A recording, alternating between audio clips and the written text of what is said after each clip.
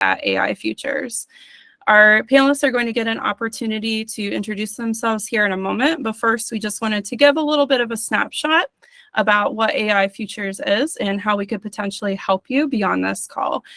So AI Futures is a fully funded program by the Department of Defense to help students like each of you seek out opportunities as a civilian in the Department of Defense workforce. So our staff will work one-on-one with you to understand your educational background, what it is that you are passionate about, and where you want to be in the future. So that could be, something as simple but as important as taking a look at your resume, figuring out what your strengths are, and seeing what else that we can do to help you get to that next point. So you've already shown that curiosity or interest by being here. So if this is a priority for you, you will receive an email tomorrow morning as a thank you, and then as an opportunity to schedule a time with myself or Markham Pfeiffer, who is also from AI Futures, to talk about what that means for you. So what we're going to do beyond this point, we have a moderated discussion. As I mentioned before, Dennis is going to lead the charge there. But before we get to that, I'll let him go ahead and go through each of our panelists to allow that introduction to happen. Hey, thanks, Jesse. Good evening, everybody. Dennis Bartow here. I really appreciate you taking the time out of your busy schedules to dedicate to what is a hugely important issue for, as Jesse said, 3 decades of my life. I joined the Army at 17, tried to join at 16, it was too early. But, now as I'm getting older and having children of my own, and I start looking towards the future of, who's defending our nation, how are we going to pass the torch to a new generation that is, filling in some big shoes over the, we stand on the shoulders of giants, and just to continue our cherished way of life and, upholding democracy around the planet. And no more important discussion can be had in my view than workforce development and getting the next generation prepared. And just really grateful and thankful to be a part of this team doing AI literacy and working on workforce development with the folks here. So a little bit about me. I was, before becoming the strategic capabilities lead here at Mantel, I was the Deputy Assistant Secretary of Defense for Africa. I had basically the entire continent's worth of defense and security assistance issues there. And then before that, I was a DoD Small Business Director there at the Pentagon as well. So most of my work has been done in kind of the defense support for economic space, with technology and raw materials and other security issues. And just really honored and delighted to be here tonight with 3 distinguished panelists who are, career patriots, have served in various capacities, and really excited to get into a discussion about things that hopefully everybody here on the call will find informative and inspiring, perhaps. And we will encourage you, if you have questions, to drop them in the chat. You won't see them, but we will, and we're going to do our best to run through some of the questions that we've come up with, and then get to some of your own. So with that, I think we'll start with Lucky Linda. Maybe she can introduce herself and tell us a little bit about her background, and go to John and then Greg if we've got him. Thanks, everybody. All right. Thank you. Thank you, Dennis. Really appreciate it. And thank you for inviting our organization to attend to this great meeting with all these wonderful scholars out there.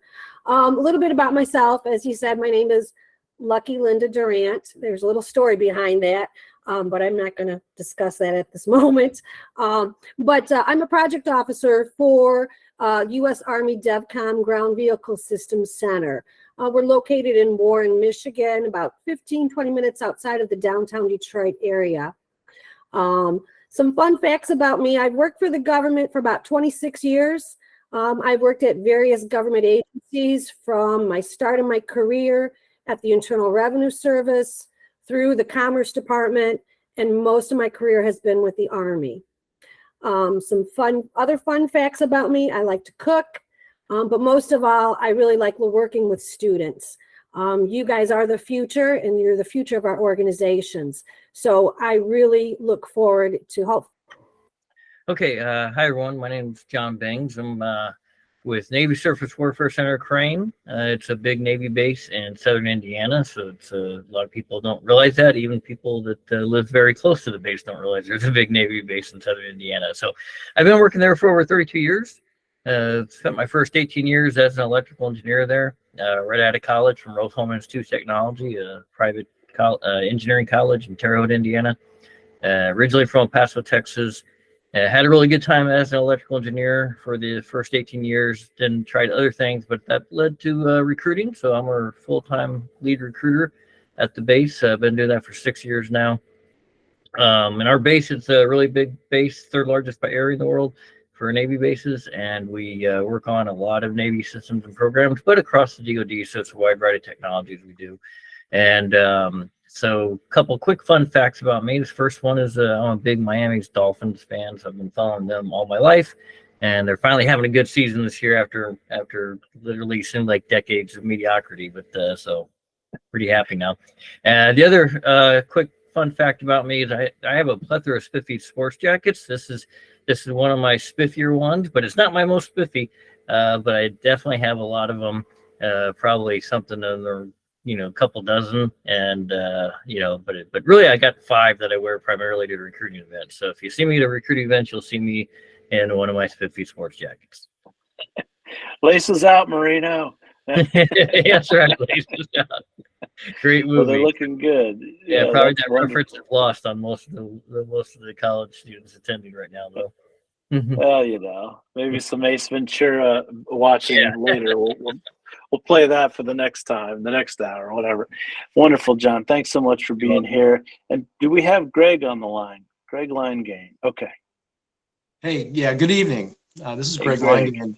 It's wonderful to be here with all of you tonight. So, it was 25 years ago. I was a University of Dayton senior, and probably a lot like you. Wondering what the future would hold. I was actually planning on going to law school, and came across an advertisement for Air Force civilian careers. And can't to this day tell you why, but I interviewed with someone in the Air Force and was offered an internship. And I figured, hey, I can always go to law school. And maybe I was a little tired of being hungry. And so I took the Air Force up on the offer, and my life has never been the same. I've had opportunity that I could have never dreamt of. And that opportunity exists for all of you. And if there's something that I hope you get from the discussion tonight, it's an understanding of what we do for the nation, how you can fit into that, and how it can provide you with opportunities that will make your life rewarding and meaningful. And so I've spent about 25 years working for the Air Force as a civilian in different capacities. I worked for the White House Military Office. Did some work at Andrews Air Force Base before coming to Wright-Patterson in Ohio, and primarily doing weapon system development work, weapon system acquisition, as a financial manager working in finance, and now find myself later in my career working as the director of personnel for the Air Force Lifecycle Management Center. And a little bit later here, I'll tell you a little bit about what our center does and the opportunities that we have available. So wonderful being with you here tonight. Thanks so much, Greg. And just not a reminder, but I'll just tell you at the end of it, we'll have our own Markham Pfeiffer come on to kind of give you some pathways after this discussion of how we can help assist you into this DoD career and answer other questions, just like Jesse was saying at the beginning there. But yeah, without further ado, why don't we just get into the questions everybody wants to know. So, Linda, why don't we start with you with this one? What is the difference between working as an armed forces worker versus working as a civilian worker? like on a day-to-day I basis? Well, I can't really speak from the armed forces worker because I've never served in that capacity. I've only served as a civilian worker. But really the difference, an armed force worker is someone who has signed up, right? And they're the ones that will give the 20 push-ups on the ground versus the civilian. We don't require that. One of my colleagues in our HR department uses that reference quite frequently at a lot of the career fairs that we go to, because sometimes, it's a little intimidating, right? People will see, US Army, and right away the natural thing to do is to think like, oh my gosh, I'm going to have to serve. I'm going to have to leave my family. But that's not the case as a civilian worker. It is almost like a second family to you. Which is very nice. We all look out for each other. We all help each other. And like I said, I've had a long, lengthy career as a, government employee, and it's a calling to work for the Department of Defense, but even other government agencies. It's still a calling, in my opinion. It's a great career. It's a great work-life balance. But it's also rewarding because no matter what position you are, like I said, I'm a project officer in our HR department. I still affect the soldier out there based on who we hire, the scientists we get, the researchers we get, to bring home that soldier safe and sound back to their family. So it is a very meaningful career, for me at least. Over, Dennis? That's a great point. That's great. Yeah. Now, maybe John, do you want to chat? You were in the military, right? We were talking about that earlier. So yeah, I guess real quick, my life story. Since I was about 12 years old, I decided I wanted to serve my country, help defend my country, and do that in the Army. And a couple years after that, I think I decided I wanted to be field artillery. So everything I did was to make that happen, including choosing electrical engineering, going to Rose-Hulman on an Army ROTC scholarship. And so then at advanced camp, which is basically what you go to in ROTC between your junior and senior year, I hurt my shoulder. Then went through my senior year expecting to go back to advanced camp to get my commission. But then the Army, literally the day after I graduated, decided my shoulder was too injured to be in the Army.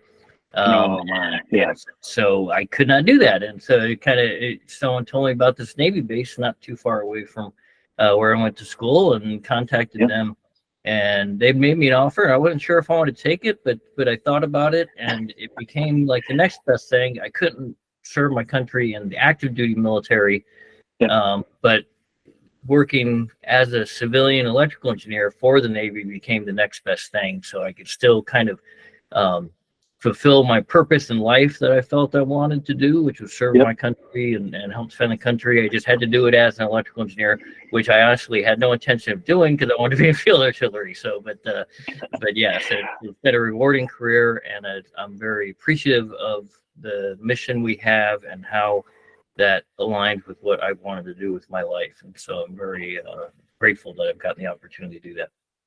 Yeah, John, that's a great point. I mean, it's a lot of times, like, for me, 29 years in the Army, I oftentimes talking with, hey, I would have joined, but this reason or that or whatever. Well, I always say services, they can mean a multitude of things. And as Linda and John are saying, there's ways to serve right alongside uniformed personnel, even if, you don't want to camo up your face and sleep under a tree and work 24/7. And eat an MRE once a day or whatever, so there's so many different ways. Greg, what about you? How about your experience? So you're in the military, right? No, never served in the military. Came into civilian service here right out of college. So, what I can tell you is that here in the Air Force Life Cycle Management Center, if you walked into any one of our buildings today, I think it would be nearly indistinguishable from another large corporation or big business. We have military members who are working side by side with us as civilians.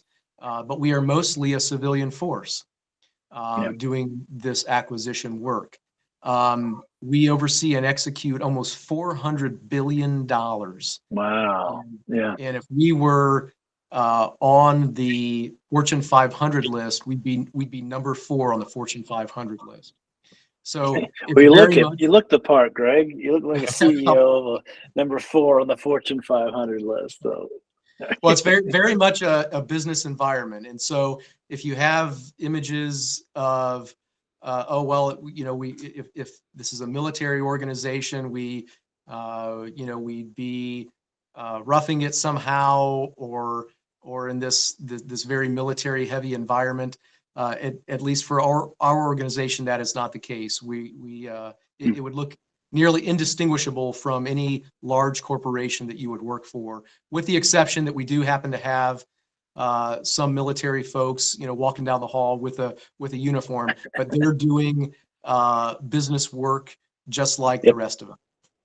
Well, I think what you're hitting on is something that, having worked at the Pentagon and other places, like it's hard to express the quality of life, how much it's improved over the last 10, 20, 30, 40 years, which is maybe we could get into something a little bit about later. Just, work schedules, benefits, time off, different things, the ability to kind of, we're going to talk a little bit about telework as well, some of the different options to flexibly work and whatnot. But I guess the first thing I would, maybe on some folks' mind here is, do we need a security clearance to work with your organizations? Linda, how about you guys?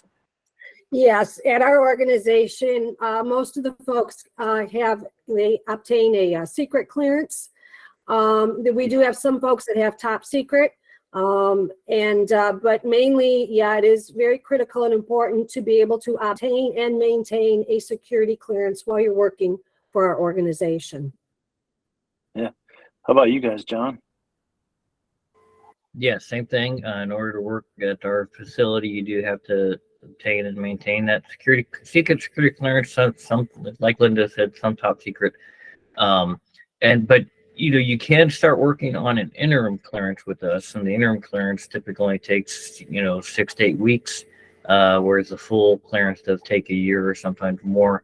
So and U.S. citizenship is required for that security clearance. Okay. And Greg, we obtain that for you. If we want to hire you, we get you that clearance. You don't have to go out. All right. Me too? All right. No. Greg, how about your outfit? Yes, same here. So security clearance is required. And if you're wondering how that works, just to pull the thread a little bit there, like John said, in the application process, first you have to be a United States citizen. And then secondly, when you apply, there's paperwork that you fill out. And that paperwork will document, different aspects of your life, where you've lived, the activities you've participated in, and ask you all kinds of number of questions. And then that information goes to an organization in the Department of Defense then that reviews your situation and determines if you get a security clearance, and that process is required to get a job with us. But I just don't want anyone to sort of freak out about that. Many people have gone through that process and continue to go through that process, and other than answering the questions, it's not a big burden on you. Well, and just having held a clearance for a while, I mean, the folks on the line might be interested to know some of the things that they will look at initially is things like your credit score. Do you have good or bad credit? When I was in college, I did not have a good credit score. I can tell you, I don't think I had any credit, but there's little things like that, if you're thinking about a career in the DOD, like things like that, paying your bills, obviously, it's an important thing no matter what part of your life, but to make things easier, your background investigation, that kind of stuff helps. But very cool. Not insurmountable. So we already talked a little about telework. I think everybody but Greg is teleworking right now. Is that correct? Greg's stuck in the office. Yeah. So how's the teleworking with your outfit there, Linda? Well, we're very fortunate, even though we have quite a few labs, on our installation that our scientists and engineers work in. Our director is very flexible with like a hybrid type work schedule. If you need to be in the lab and work in the lab, you're in the lab working in the lab.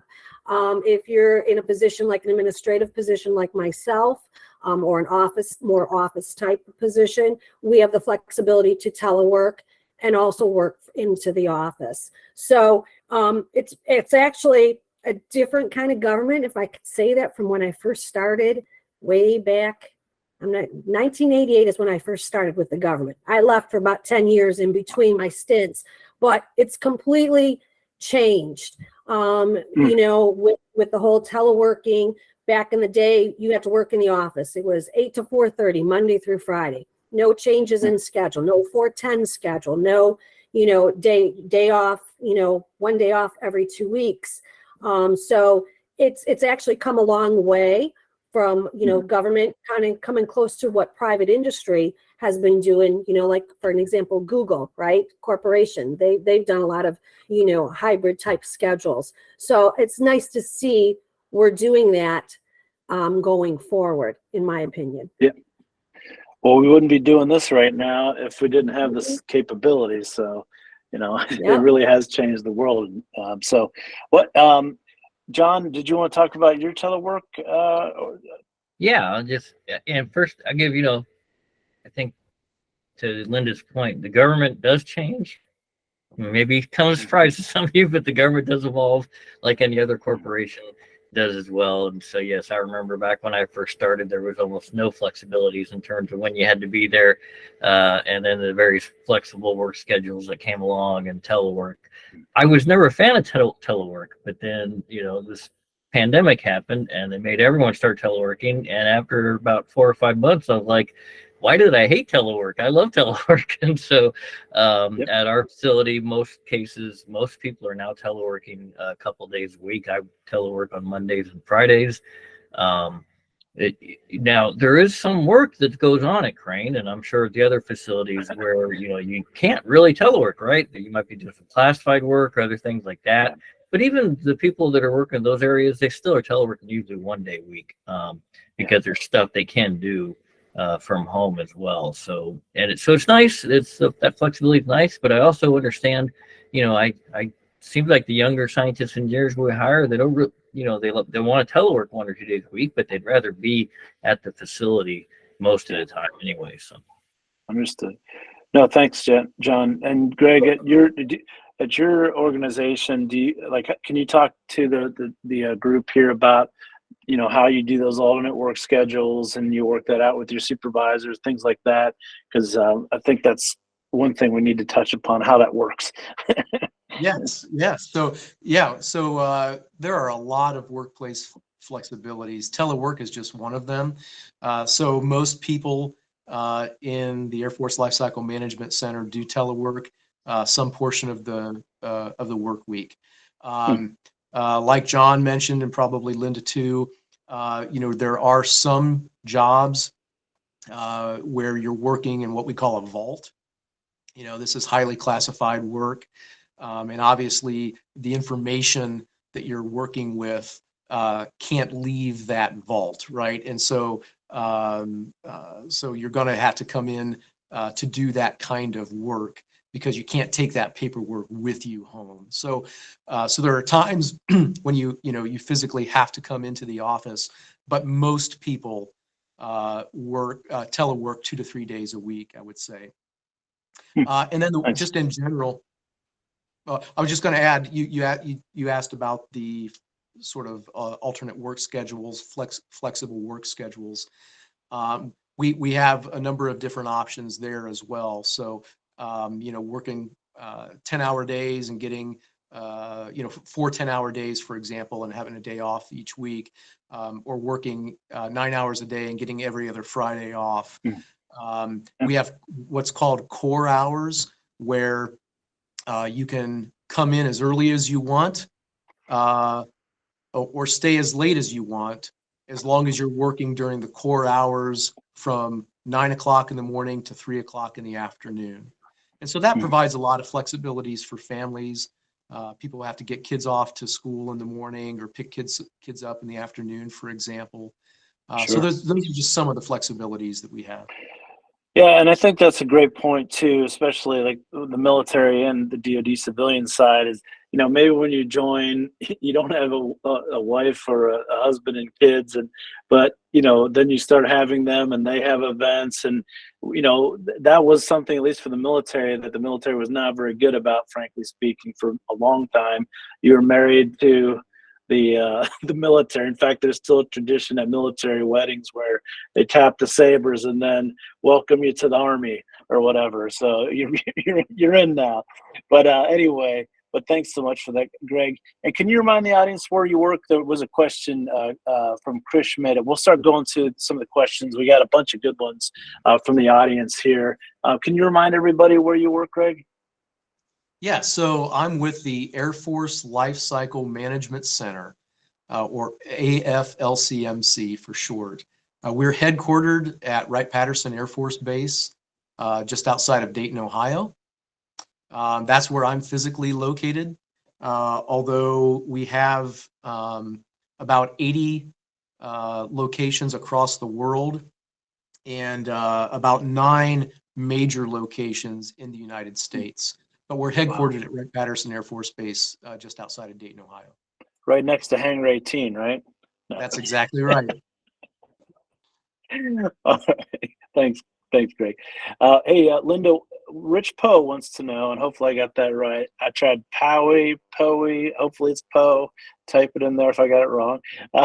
What type of degrees do you typically see in your career, in this career field, or in your career field? Do you see a lot of opportunities for aerospace engineers? Because we are the ground vehicle system center for the Army, we basically deal with vehicles that are anything that's on the ground. So from the MRAPs to the tanks to the Abrams, we do have a robotics center with our ground vehicles that may sometimes we'll look at different types of disciplines. But most of the disciplines that we're really looking for, that we have a great need, is obviously electrical, computer science, computer engineers. And I think that's, generally all organizations right now are looking for that if you're in the research and development arena. But that's what we're really looking for. We have quite a few mechanicals. It doesn't mean, we wouldn't be interested in mechanicals too, because we definitely look at them too. But we're really trying to recruit those, EEs and computer science folks. Very cool. Greg, I want to say that you probably have the most need for aerospace engineers, being the Air Force and Wright-Patt. But how about you, John? So we do hire occasionally aerospace, and at some point, I don't know when, it's when they decide to turn funding on fully, and that could be this year, it could be next year, it could be the year after. But we're doing hypersonics work for a big customer of ours, and we are hiring, I'll say 1-2 aerospace a year right now. But at some point, once that funding gets turned on for the program, that'll increase fairly dramatically, I think. And to Linda's point, I mean, basically kind of mechanical engineer up on this list. That's 80%. If only you put a chart up. Yeah, if only had a chart. That is 80% of what we hire every year for science engineers. But certainly a lot of other majors that we hire as well, because there's some question coming up later on and how much hiring we do, and it's quite a bit at our facility in Southern Indiana. But for the aerospace types, if you look up NavAir, that's the Navy's air wing component, if you will, actually have not to get Greg mad, but their Navy actually has more aircraft than the Air Force, so they do hire. Hire. Take it easy. So. We don't want any fighting within the panelists, okay? We have to have a good inter-service fun. Yeah. Well, that's right. The former Army Air Corps, you don't want to offend them, All right. So, Greg, so you obviously will have aerospace engineers there at Wright-Patt, but what other types of degrees do you typically see a lot of where you're at? Yeah. So, one big point I want folks to understand is that, if you're not an engineer, there is still tremendous opportunity. So of course, mechanical, electrical, aerospace, engineering, we hire any number of folks in those disciplines. But business students, accounting majors, finance majors, business administration, have a number of opportunities in finance, in contracting, in program management, just to name a few. We're also looking for human resource managers, people who are IT specialists, folks who are doing cyber. Maybe you're into computers and IT and you work on like a cyber certification. We have a lot of cyber work. We've got logistics and intelligence positions as well. So, just about anything you can imagine a large organization needing to do, we have opportunities in those career fields. Wonderful. Yeah, we had a couple questions about that. I'm a political science major. I wouldn't be much help there unless I don't know, but that's something we talk about with social sciences and others, that there's multitude of different types of careers. I mean, not that we're specifically talking about that right now, but public affairs jobs, obviously finance and accounting, human resources. You don't really need a degree to be an infantry guy or gal, so anyway, but yeah, that's great. Thank you so much. So one of the things that I think is important to note is the types of hiring authorities that you will have for different folks. So there's probably veterans on the call. There's different people, different socioeconomic backgrounds. Can you, I want to go, Linda, real quick on what are your direct hiring authorities and how to use those maybe to ensure a diverse workforce and give opportunities to people to get jobs with you? Well, there's quite a few different types of direct hiring authorities that come out of, Office of Personnel Management. And I think Greg can talk a little more deeper dive on quite a few of them. But for our organization, we have direct hiring authority for recent grads. We have direct hiring authorities for some administrative type positions, journeyman level. There's, like I said, quite a few. And that's it's nice because that we've got those hiring authorities. It kind of cuts the hiring process in half. In order to get a government job years ago, it would take quite a long time. You'd have to apply online, wait 3 to 6 months before you hear something. But with these direct hiring authorities, you can just provide your resume to a lot of the organizations. They can then circumvent it through the organization and hire you that way. There's, like I said, there's so many different types, but for our organization, we're looking at recent grads. We're looking at interns, bringing people in an intern or a co-op type position. We also have a summer hire program, which is going to be opening up here January 10th through the 12th on USA Jobs. And basically, you just have to provide us your resume and a transcript. And then we compile them and then share them amongst our managers to make selections. And we look for about 40 people for that summer hire program.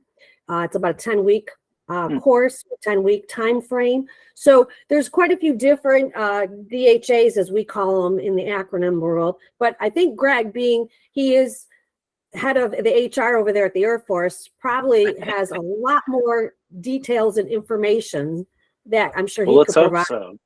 Yeah, let's hope so. I think he can. Greg, she's putting you on the spot. So go for it.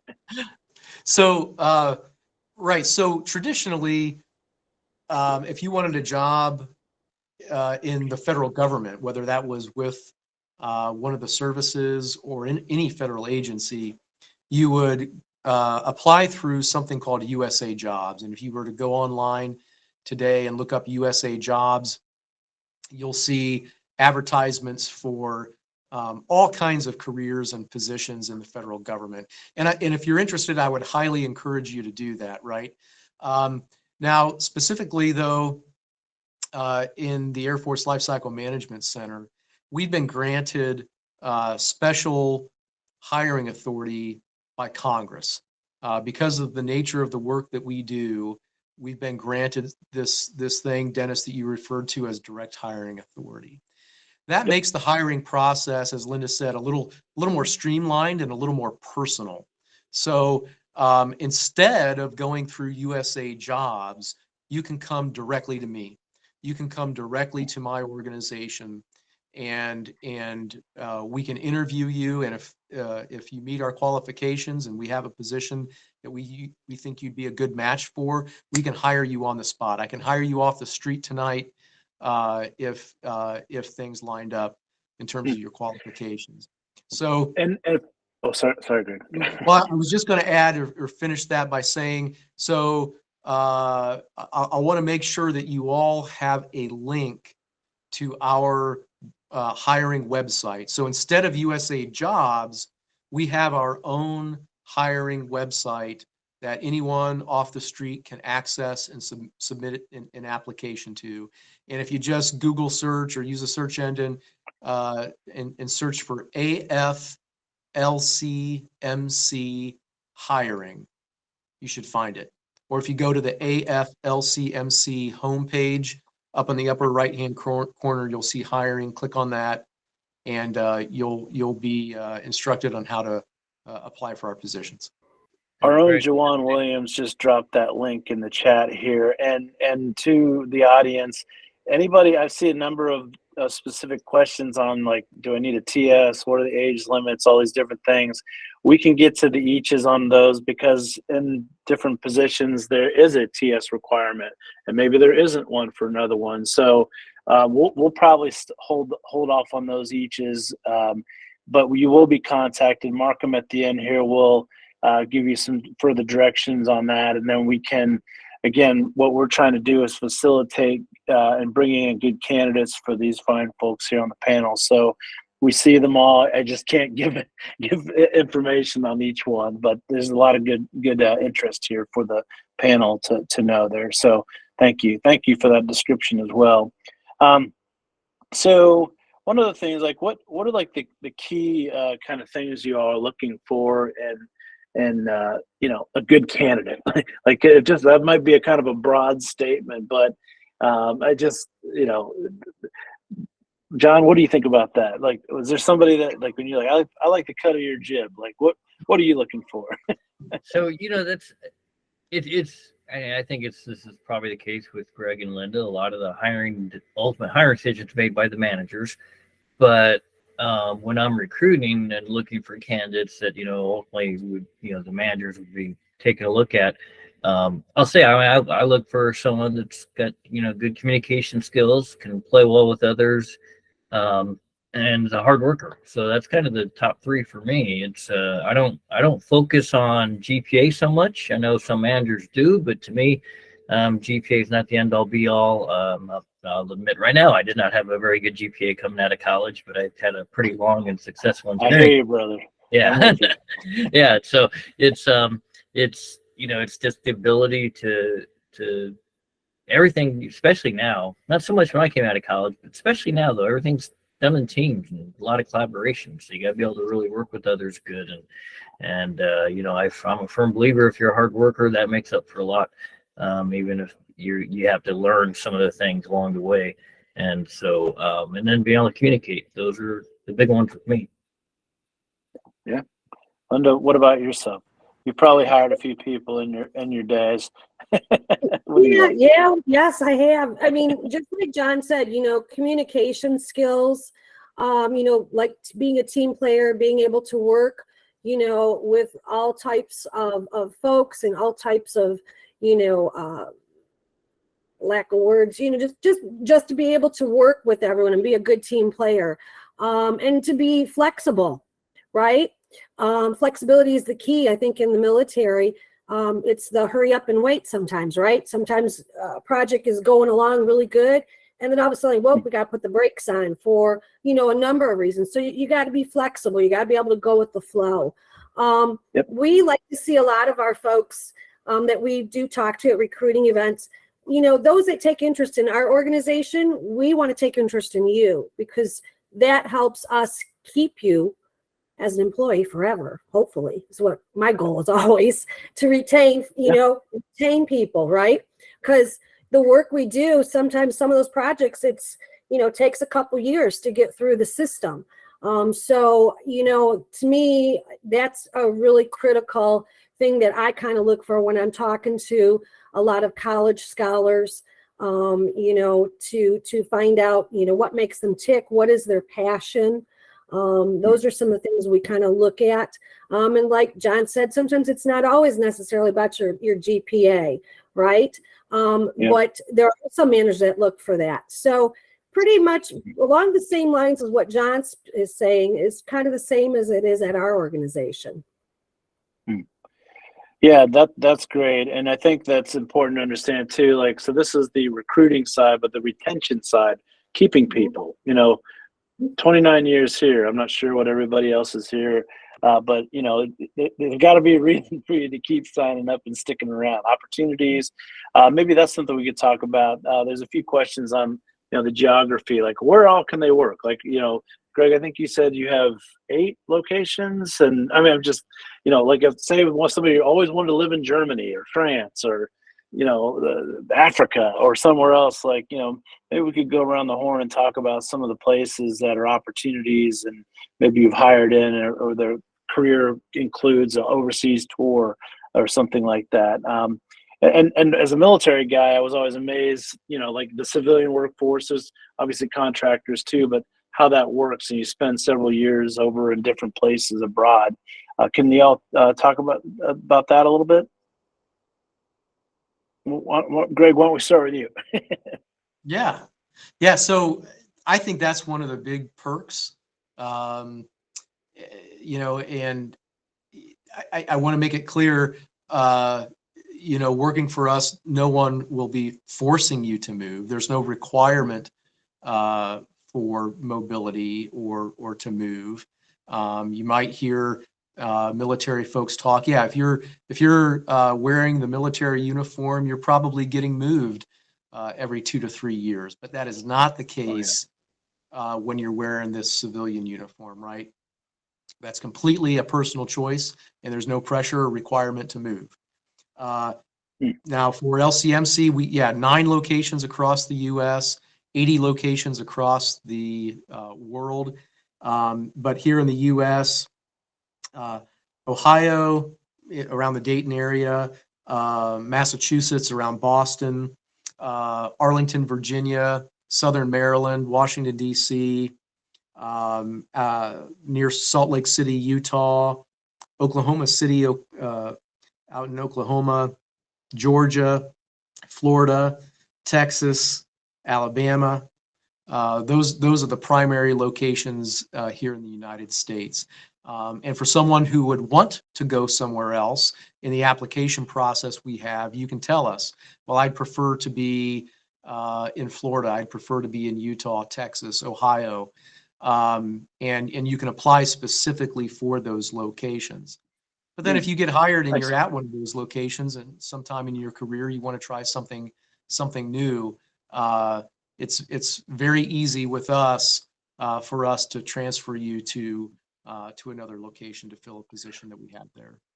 That's great. And actually, Robert Furlong had a question about what does a life cycle systems manager do, and what the life cycle. But now I'm reading that, it sounds more about equipment. People are equipment. You know, we're one each. GI, general issue number 1 or whatever. Yeah. Well, I'll say this: the Air Force Life Cycle Management Center, as a name, is a little unfortunate, because I think it doesn't really do justice to the kind of work we do. So I appreciate the question. Yeah. So basically, if the Air Force flies it, drives it, if it's a computer system we use, if it's software we use, we in the Air Force Lifecycle Management Center develop it and acquire it. So, so we're developing and acquiring, producing weapon systems, computers, networks, and all of the equipment. Everything down to the uniforms that our Air Force members wear. We develop it and procure it. You mean steal it from the Army? I hear what you're saying. There you go. We all have multicam now, right? I don't know. Anyway, well, so we only got a handful of minutes left, and I really appreciate everybody's time and attention on the call. Maybe we could round out a couple questions related to numbers-wise, like what are your organizations looking to hire? And then we can tack on Cheryl Nielsen's question about are internships still open for spring, winter 24? And also what skills are you looking for in AI or cyber security? So maybe we'll do a twofer on that one and then wrap it up and give it over to Markham to finish up here. So Linda, do you want to start off with that one? Sure. It's a twofold, so give me the first half first. We'll start Okay. with that. How many folks are y'all looking to hire for the next fiscal year, let's call it? So basically for recent grads and interns and summer hires, like our summer hire program, we look to hire about 40. And because that is a temporary appointment for 10 weeks only. But now our recent grad program, we're always looking for recent grads, constantly recruiting 24/7. Intern program, we're starting to build up a little bit more. And again, it's based on funding. The more funding that we could possibly get, the more interns we could actually go out. And currently our organization's working on different manning tables and, figuring out attrition and those that are retiring. How do we bring new people in and start to develop them? So it's really kind of hard for me to say of a number exactly. I can only give a number on the summer hire program right now because those other ones are still evolving. Are you saying you pay interns? We do pay some interns, but most of our interns are local. So we're starting to expand different programs. Right now, I'm working about 7 different type of student programs. The other program that I'd like to tote, if I could, is the Smart Scholarship Program. That is a program that's out of Department of Defense, out of the Pentagon, and it's a scholarship program. And that's one of my little pets. I've been working that program for a long time. And if you go to smartscholarship.org, there's opportunities to get a scholarship, a stipend, internships come along with the deal, and a government job. So wonderful. I would recommend to you scholars out there to take a look at that. You have to apply and be selected. But it is a very, very good program if you are looking to look for some funding for yourself to maybe take a look at that. Wonderful. Thank you so much, Linda. John, how about you guys? What's Crane looking to accessions? Yep. We're hiring a lot this year. So for entry full-time positions for scientists, engineers, our plan, and every year we always hire more than what we start off on our plan, but our plan right now is to start off about 60 full-time positions for scientists, engineers. And so last year we started out with 70 and we ended up hiring 100. So that gives you some indication of how we grow in our hiring.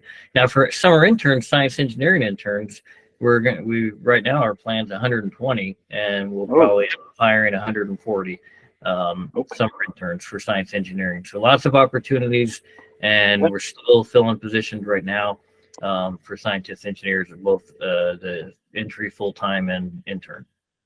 Well, based on the chat, I might have half of them right here. So, hold on. And our intern program too, it's there's different intern programs like our own, but the one we utilize the most at our facility in Southern Indiana is basically it's like the summer co-op, if you will. We want people to come back to summers, successive summers, convert to full-time positions when they graduate. And I saw a chat earlier that asked about, kind of co-ops, fall, spring co-ops. We can do those. It's a little outside our norm. It's much easier to do a co-op if you come work for us that first summer, because once you're in the program, it's a lot more flexible. So that's So we can do co-ops. It's just a little outside the norm for us. Wonderful. Yeah. And anybody interested in any of these, just make sure that you annotate it in the chat and we'll work to get to you. Greg, the CEO of the Fortune 500 companies didn't pay the bill, I guess. His lights go. But drop it in the chat and we'll make sure to get a hold of you and connect everybody with these opportunities. But last but not least, obviously, Greg, what about you all? How are you looking for accessions and the summer program and hiring? Yeah, so we're a large organization, about 17,000 civilians, so about 35,000 total when you include the military. But of that, 17,000 civilian positions that we have in our organization, about 8,000 of those are located in Ohio, here at Wright-Patterson. So for those here on the call tonight from Ohio University, about 8,000 of our positions are located at Wright-Patterson, outside of Dayton, Ohio. We have about a 10% attrition rate every year. So that means just normal retirements, normal people moving on. About 10% of the workforce leaves us. So when you got 17,000 civilians and 10% are leaving, every year we have to hire 1,700 to 2,000 people just to keep up with that normal attrition. And that doesn't include the new programs that come our way and so forth. So just this past fiscal year that just ended on 30 September, we hired 2,499 new civilians off the street. Wow. And about 1,200 of those were at Wright-Patterson in Dayton. Here for this new year, we have a goal of 2,100 external hires, and about 1,000 of those in Ohio at Wright-Patterson. Outstanding. Dennis, real quick, Well, I saw a question pop up. So when I mean entry full-time positions, that means basically if you graduated in the last year, or you'll be graduating this year or into summer next year. So that's kind of how we define the entry level full-time. Good clarification. Well, we only have a couple minutes left, and I just want to really thank again our distinguished panel here. For everybody listening, we work with these folks every day in one way or another. So by all means, the conversation continues. I go around the horn for maybe a parting shot from each before handing it over to Markham. Then, ladies first. Lucky Linda, take it away. Thanks. I want to thank you guys for taking the time out of your busy schedule for hosting this, and for connecting us with a lot of these great students from all these different universities. Again, if you're interested in the Detroit metropolitan area, looking for a job working for the Ground Vehicle Systems Center, by all means, please reach out.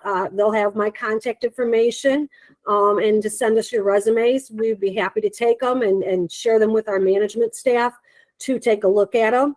I just want to wish all of you scholars the best.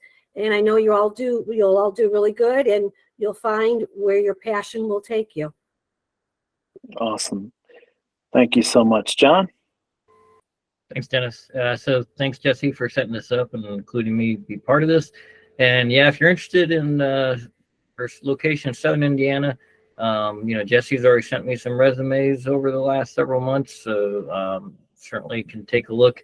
And I'll just say, this is something I always tell any student that I meet: if you're in a science engineering major, and especially if it's one of these on the list, if you really like the mission and you really want to work at either for the Army, the Air Force, or the Navy at Southern Indiana, if you're a little patient and persistent about it, it'll probably happen at some point, because we hire so much. So don't give up, and don't think just because you haven't heard from us right away that we're not interested. It's just our hiring is fluid sometimes, and this happens every year where sometimes they'll pull positions back, and then all of a sudden they dump a whole bunch on you again, and so just always stay in touch. Thanks, John. And Greg, last word. Yeah, so I mentioned I think when I opened that I couldn't imagine doing anything else. If you're dreaming of an exciting career with high technology in a professional environment, and you want great pay, excellent benefits, a really good work-life balance, then we've got what you're looking for, and that's probably the case with John and Linda as well. There's I've got friends working in the private sector, and obviously we talk and compare notes, and sure, there are some flashy things out there, right? And maybe the pay is better from a salary perspective, but if you look at the number of hours they work to get that salary, for example, the hourly rate isn't very good out there, right? That's right. But I do think we offer the complete package: exciting work in a professional environment for excellent pay, excellent benefits, and a great work-life balance. And stable. And stable. Government's not going anywhere. Well, thanks again to our panelists, everybody in the chat. We're going to get to your questions. We'll respond to them over the next few days here.